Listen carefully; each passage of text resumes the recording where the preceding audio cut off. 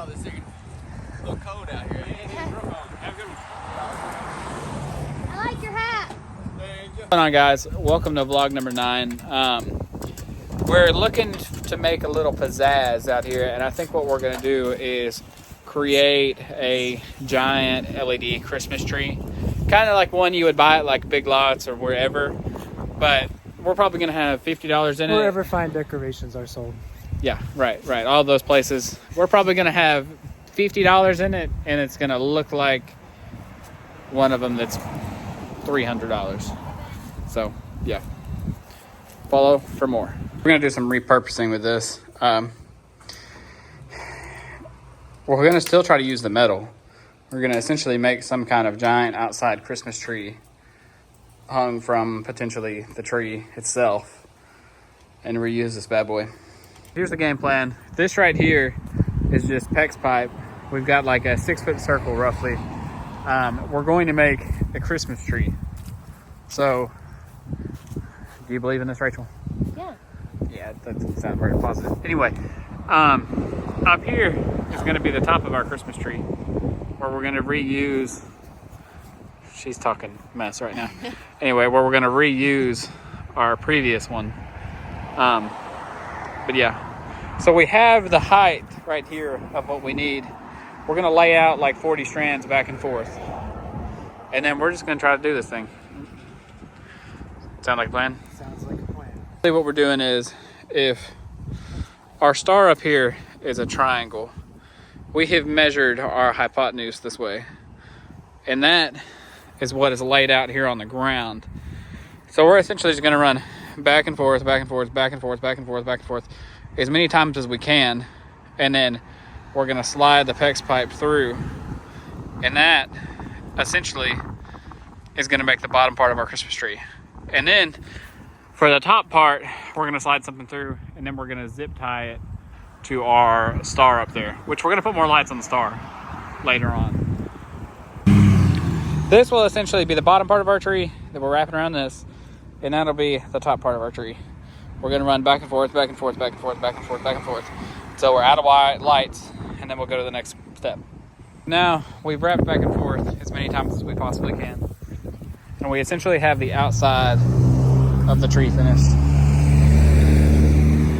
So now what we're going to do is we're going to take this pipe right here, we're going to slide it through for the bottom, and for the excess we're going to tie to the PEX pipe. Basically what we're doing is instead of trying to do this in the air while it's suspended, we're just doing it on the ground so that it's easier. And this is just going to pass through here like that one time, and then then the circle is ready to be completed. The circle won't be broken. Yep. So the excess, Rachel is going to wrap several times until she gets to a point where she can tie it off or zip tie it off. And then we're going to have to do the same. Well, no, there's only one end. yeah. So we left this plug out at the bottom. This is going to plug in on the ground, and these loops will be secured at equal spacing around the circumference of the base of the tree. And at the top, they're going to all be bound together at a fixed point to make the point of the tree. And I'm going to do that with a zip tie. I'm going to slide in here, and I'm going to pick a place where all of the LEDs kind of are lined up, and I'm just going to do it in a place where there's not any LEDs so that I don't crunch them.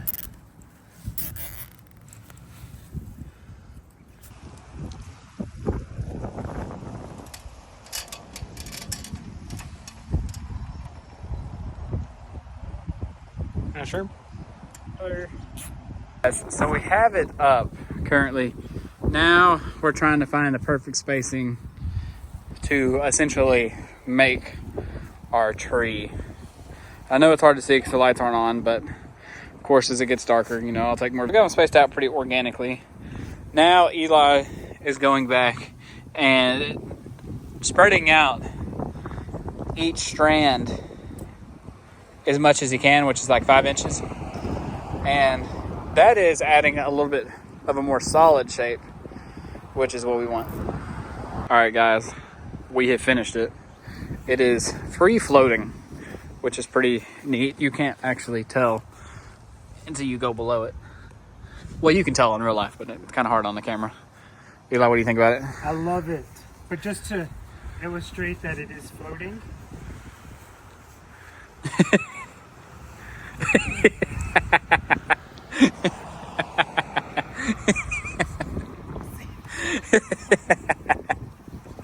That's perfect. All right, guys, I think that is going to be a wrap for vlog number 9. I think we're at, Eli, how many lights did you buy? Oh, I have no idea. Well, by the time this comes out, we're going to have close to, I think, 19,000 lights up. We may come back and show you the star. We'll see. But yeah, we got to run to Lowe's and get that lit up. But yeah, we'll show you what it looks like in a second. Eli, anything to tell the people? Stay warm. Don't be a Scrooge. We got some multicolored lights. Got our star back down. Tied them on here.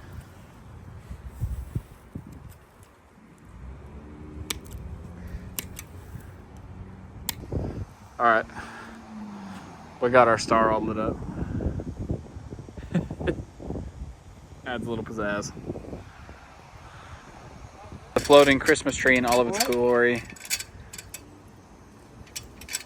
Also, guys, I want to let you know we have $40 in this total, from all the way up here all the way to down here, and it is probably 3 or 4 times the size of the one that you would pay $300 for at Big Lots, and it's free floating. A little break from everything else, and Eli, where's the abominable snowman live? The North Pole, of course. Yeah, what's the closest thing we have to the North Pole? Union City, Tennessee. The trees. It is So we put him in the tree. He looks awesome. All right, so we've added the bigger bulbs on him. Kind of adds a little pizzazz, you could say.